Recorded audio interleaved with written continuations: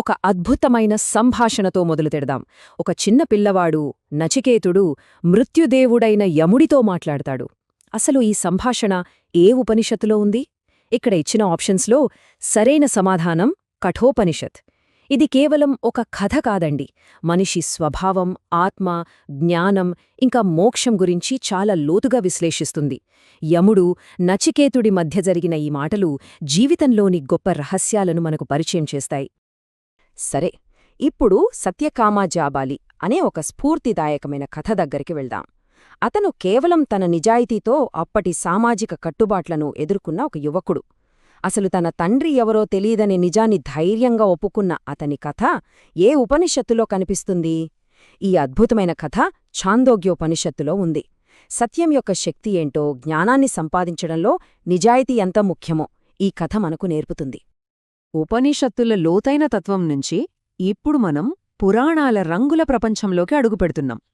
ఉపనిషత్తులు సూటిగా సత్యాన్ని చెప్తే, పురాణాలు అదే సత్యాన్ని కథలు, పురాణగాథలు, వంశవృక్షాల రూపంలో మనకు అర్థమయ్యేలా వివరిస్తాయి.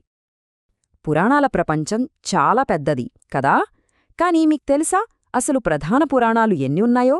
మన దగ్గర 4 ఆప్షన్స్ ఉన్నాయి: 16, 18, 19 మరియు 21. అవును, సరైన సమాధానం 18. పురాణమంటే ప్రాచీనమైనది అని అర్థం. ఈ 18 గ్రంథాలు మన ప్రాచీన జ్ఞానానికి నిలువుటద్దాలు. వాటిలో స్కందపురాణం అతి పెద్దది. అందులో ఏకంగా 81,000 శ్లోకాలు ఉన్నాయట. అంటే అది ఎంత పెద్దదో ఊహించుకోండి. అసలు ఒక గ్రంథాన్ని పురాణమని ఎలా అంటారు? దానికి కొన్ని లక్షణాలుండాలి. సంప్రదాయం ప్రకారం 5 ప్రధాన లక్షణాలుంటాయి. మొదటిది సర్గ, అంటే విశ్వం యొక్క సృష్టి గురించి చెప్పడం. రెండవది ప్రతిసర్గ, అంటే ప్రళయం, ఆ తర్వాత మళ్లీ సృష్టి జరగడం గురించి చెప్పడం. మూడోది వంశ, దేవతలు, ఋషుల వంశాల గురించి వివరిస్తుంది. నాల్గవది మన్వంతర, అంటే ఒక్కో మనువు పాలించే సుదీర్ఘ కాలాల గురించి. ఇంకా చివరిది వంశానుచరిత, ఇది రాజవంశాల చరిత్రను తెలియజేస్తుంది. ఈ 5 పురాణాలకు పునాదిలాంటివి అన్మాట. మనం ఇప్పుడు మహాభారతమని పిలుస్తున్నాం కదా, కాని దీనికి మొదట్లో వేరే పేరుండేది. దీని అసలు పేరు జయసంహిత, అంటే విజయానికి సంబంధించిన గ్రంథం అని అర్థం. కాలక్రమేణా ఇది పెరిగి 1,00,000 శ్లోకాలు చేరడంతో దీనిని శతసహస్రీ సంహిత అని కూడా పిలవడం మొదలుపెట్టారు. అంటే 1,00,000 శ్లోకాల సంకలనం అని. ఈ పేర్లే ఈ ఇతిహాసం ఎంత గొప్పదో చెప్తాయి. ఒక్కసారి ఊహించుకోండి, 60,000 మంది ఋషులు ఒకే చోట కూర్చుని ఈ గొప్ప ఇతిహాసాన్ని వింటున్నారు. ఆ దృశ్యం ఎంత అద్భుతంగా ఉంటుందో. ఇంతకీ ఈ సంఘటన ఎక్కడ జరిగింది? అది పవిత్ర స్థలమైన నైమిషారణ్యంలో జరిగింది. ఋషుల తపస్సుతో పునీతమైన ఆ అడవిలోనే మహాభారతం మొదటిసారిగా పెద్ద సభలో వినిపించబడింది. మహాభారతమంటే కేవలం కౌరవులు, పాండవుల కథ మాత్రమే కాదు. అది అప్పటి భారతదేశంలోని రాజకీయ, సాంస్కృతిక పరిస్థితులను కూడా మనకు చూపిస్తుంది. ఉదాహరణకి కునిందరాజులను ద్విజశ్రేష్ఠ అని పిలిచేవారట. వీళ్లు మధ్య హిమాలయ ప్రాంతంలోని ఒక ప్రాచీన రాజ్యానికి చెందినవారు. ఇది ఆ కాలంలో ఎన్నో విభిన్న రాజ్యాలు, ప్రజలు ఉండేవారని మనకు గుర్తుచేస్తుంది. శ్రీమద్ భగవద్గీత మొదట సంస్కృతం అనే ఎంతో అందమైన, శక్తివంతమైన భాషలో రాయబడింది. దానిలోని 18 అధ్యాయాలు, 700 శ్లోకాలు ఒక యుద్ధభూమి మధ్యలో జరిగిన లోతైన సంభాషణను మన కళ్లకు కడతాయి. ఒకవైపు అయోమయంలో ఉన్న యువరాజు అర్జునుడు, మరోవైపు అతనికి దారి చూపిస్తున్న దైవసారథి శ్రీకృష్ణుడు. వాళ్ళిద్దరి మధ్య జరిగిన మాటలే గీత. ఇంతకీ గీతలో ఉన్న అసలు సందేశమేంటి?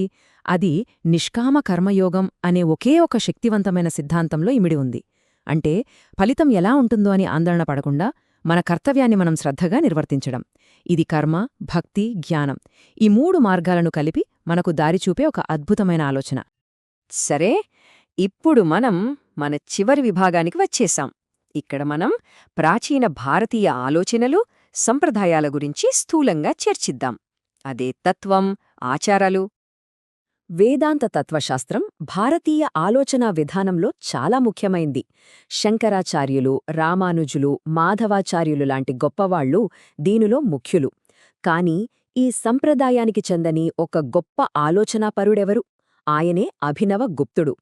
ఆయన కాశ్మీర్కు చెందిన ఒక అద్భుతమైన పండితుడు. కాని ఆయన రచనలు వేదాంతం మీద కాదు, ఎక్కువగా నాట్యశాస్త్రం మీద చేసిన వ్యాఖ్యానాలకు ప్రసిద్ధి చెందాయి.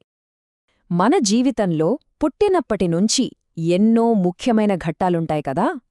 హిందూ సంప్రదాయంలో జీవితంలోని ఈ ముఖ్యమైన దశల్లో చేసే ఆచారాలను సంస్కారాలు అంటారు. కాని మొత్తం సంస్కారాలు ఎన్నున్నాయి? సమాధానం 16. అవును, హిందూ మతంలో 16 ప్రధాన సంస్కారాలు ఉన్నాయి.